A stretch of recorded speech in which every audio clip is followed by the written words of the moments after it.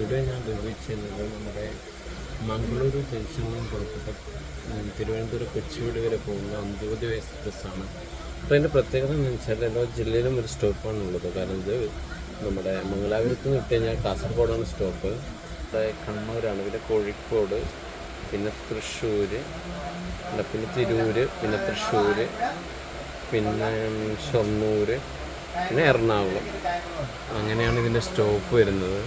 എറണാകുളം വരെയുള്ള, പിന്നെ തിരുവനന്തപുരത്ത് ജില്ല കൊല്ലത്തും ഒരു സ്റ്റോപ്പ് ഉണ്ടാവും, ആലപ്പുഴയിൽ സ്റ്റോപ്പ് ഉണ്ടാവും, കാഴംകുളത്ത് സ്റ്റോപ്പ് ഉണ്ടാവും, അങ്ങനെ പിന്നെ തിരുവനന്തപുരം. അങ്ങനെ കുറച്ച് സ്റ്റോപ്പുകൾ മാത്രമുള്ള ഏക ട്രെയിനാണ് നമ്മുടെ അന്ത്യോദയ എക്സ്പ്രസ്. അപ്പോൾ നെക്സ്റ്റ് ടൈം നിങ്ങൾ അഥവാ റിസർവേഷൻ കിട്ടിയില്ലെങ്കിൽ ഈ ട്രെയിൻ ചൂസ് ചെയ്യണം. പിന്നെ ടിക്കറ്റ് റേറ്റ് കുറച്ച് കൂടുതലാണ്, എന്നാലും നിങ്ങൾക്ക് ബെറ്ററായിട്ട് ഉറങ്ങിയിട്ടൊക്കെ ചില ദിവസം പോകാൻ പറ്റും. അങ്ങനെയുള്ളൊരു ട്രെയിനാണ് അധികം. കാരണം ജില്ലയിൽ ഒരു സ്റ്റോപ്പ് മാത്രം ഉള്ളതുകൊണ്ട് ഈ ട്രെയിന് അധികം റഷായിട്ടൊന്നും ഓടാറില്ല. അപ്പോൾ നിങ്ങൾ നെക്സ്റ്റ് ട്രെയിൻ തിരുവനന്തപുരം എറണാകുളമോ പോയിട്ട് നിങ്ങൾക്ക് പോകാൻ വേണ്ടി നിങ്ങൾക്ക് ടിക്കറ്റ് അവൈലബിൾ അല്ലെങ്കിൽ അന്ത്യോദയ എക്സ്പ്രസ് ചൂസ് ചെയ്യാം. ഇതിൻ്റെ നമ്മുടെ ഇത് പുറപ്പെടുന്ന ഡേയ്സ് എന്ന് പറയുന്നത്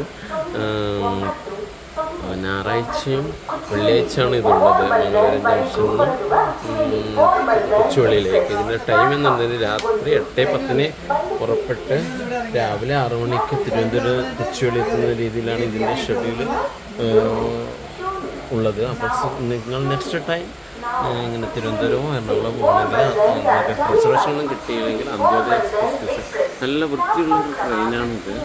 അപ്പോൾ ഒരു കുറച്ച് പ്രീമിയം വൃത്തിയുള്ളൊരു ട്രെയിനാണിത്.